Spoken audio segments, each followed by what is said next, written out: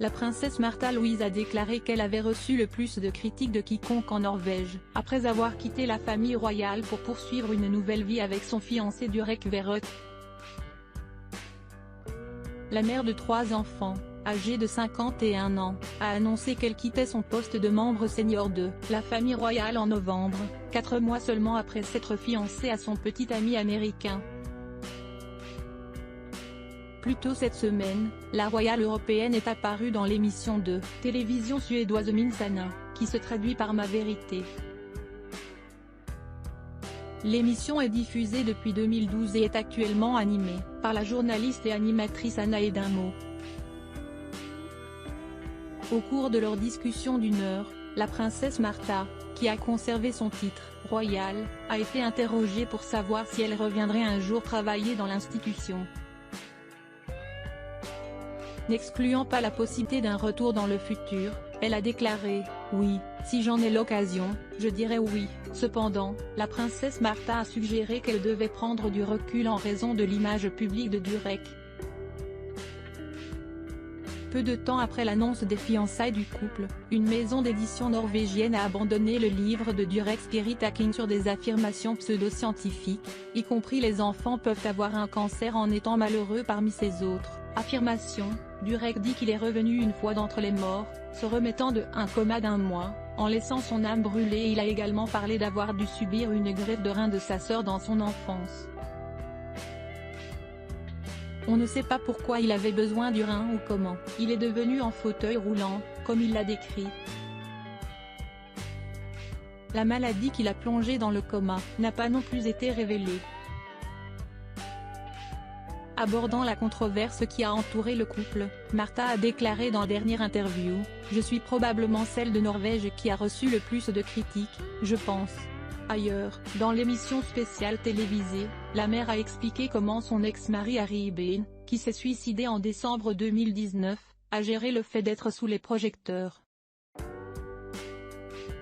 Après leur mariage en 2002, la royale a déclaré que le père de ses 3 enfants, qui s'est fait un nom en tant qu'auteur, a déclaré qu'il n'avait pas reçu de bonnes critiques sur son travail.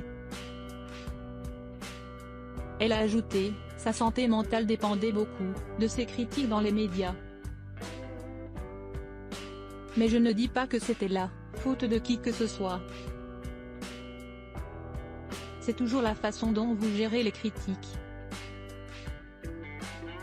La presse a fait une autocritique après sa mort, qu'ils étaient peut-être un peu durs envers lui.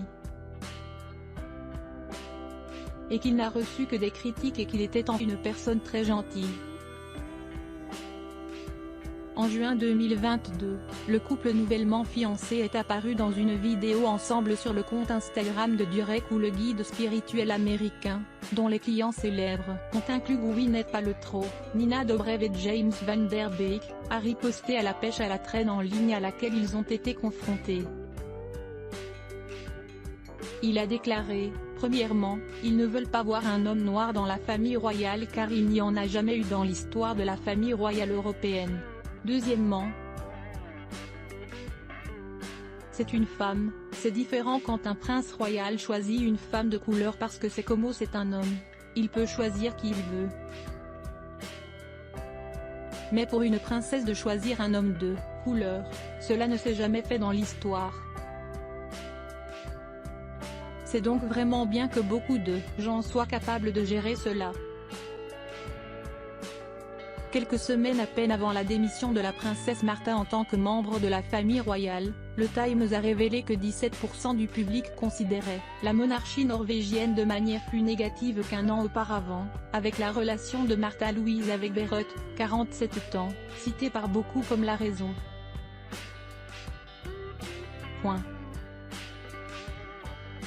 Peu de temps après, le prince Haakon, 49 ans, a déclaré à la presse locale qu'il se sentait responsable de l'avenir de la monarchie norvégienne et a admis que certaines des opinions de son futur beau-frère avaient suscité la controverse en Norvège. Bien que le roi Harald ait autorisé la princesse Märtha Louise à conserver son titre royal, son père a réitéré qu'elle ne serait pas autorisée à l'utiliser dans de futurs partenariats commerciaux avec son partenaire Durek Verrett.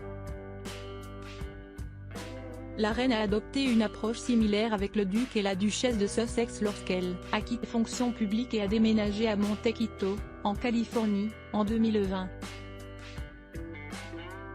S'adressant à The News en novembre, le roi Harald de Norvège a expliqué que des discussions avaient eu lieu au cours de 4 ou 5 mois.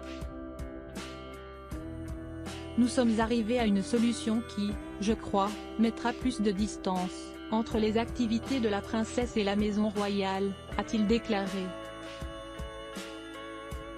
Je suis désolé que la princesse ne représente plus la maison royale.